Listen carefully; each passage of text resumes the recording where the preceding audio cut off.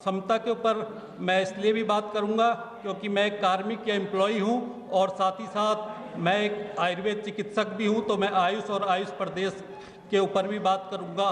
तो सर्वप्रथम जो मैंने समता की बात की है, तो मैं समता का जो मुद्दा है वो मैंने इसलिए उठाया है क्योंकि आपने देखा होगा 1 अप्रैल 2004 को केंद्र सरकार ने जो पुरानी पेंशन ओपीएस था उसे हटा के कर्मचारियों के ऊपर बिना उनकी इच्छा जाने, बिना उनकी मर्जी जाने उनके ऊपर एनपीएस का एक काला कानून थोप दिया गया और कर्मचारियों का जो भविष्य है वो एक शेयर बाजार के अधीन कर दिया गया। जो कर्मचारी 30-30 साल 35-35 साल तक नौकरी करता है, अब जब वो रिटायर होता है, अगर वो 80,000 के अंतिम वेतन पे रिटायर होता है तो उसे एनपीएस के नाम पे 800 से 2,000 रुपये का पेंशन दिया जाता है।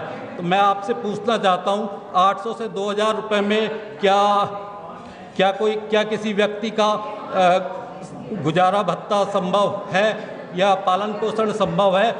800 से 2,000 रुपये में जहाँ तक मुझे लगता है कि अगर महीने का खाने पीने का अगर खर्चा भी निकल जाए तो वो भी संभव नहीं है। एक तो सभी राजनीतिक दलों से, चाहे वो सत्ता पक्ष के हों चाहे विपक्ष के हों, उनसे अनुरोध करना चाहूँगा कि आप सभी जो है अपना जो चुनावी घोषणा पत्र है, मैनिफेस्टो है, उसमें पुरानी पेंशन बहाली का जो मुद्दा है उस मुद्दे को अपने मैनिफेस्टो में, घोषणा पत्र में शामिल करें, क्योंकि कार्मिक होता है सरकार और जनता के बीच की कड़ी होता है।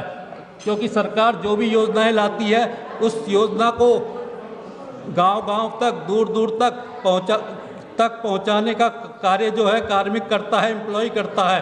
तो जो कार्मिक जो है सरकार और जनता के बीच एक महत्वपूर्ण कड़ी होता है और इस महत्वपूर्ण कड़ी को ही जो सरकार ने जो है शेयर बाजार के अधीन छोड़ दिया है। एनपीएस कार्मिकों का जो भविष्य है वो एक तरह से अंधकारमय हो गया है। तो मैं इस मंच के माध्यम से सभी राजनीतिक दलों से, सभी सामाजिक संगठनों से अनुरोध करना चाहूँगा कि वे अपने अपने स्तर से पुरानी पेंशन बहाली के मुद्दे को उठाएं, जिससे कि सरकार जो है एनपीएस का काला कानून वापस लेने के लिए मजबूर हो जाए और सरकार को मजबूर होकर पुरानी पेंशन लागू करनी पड़े।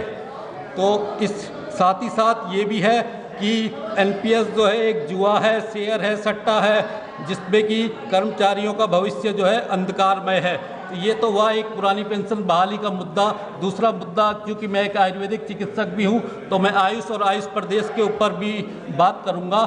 तो आयुष में हमने देखा है कि सरकार ने 2 दर्जन से ज़्यादा आयुर्वेदिक कॉलेज खोल दिए हैं।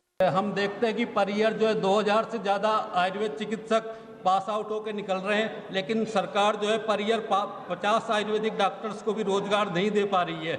दूसरा मुद्दा है कि सरकार ने जो है उत्तराखंड प्रदेश का नाम आयुष प्रदेश दिया है, लेकिन सरकार ने जो आयुष चिकित्सक हैं और एलोपैथ चिकित्सक हैं उनके बीच जो एक भेदभाव है।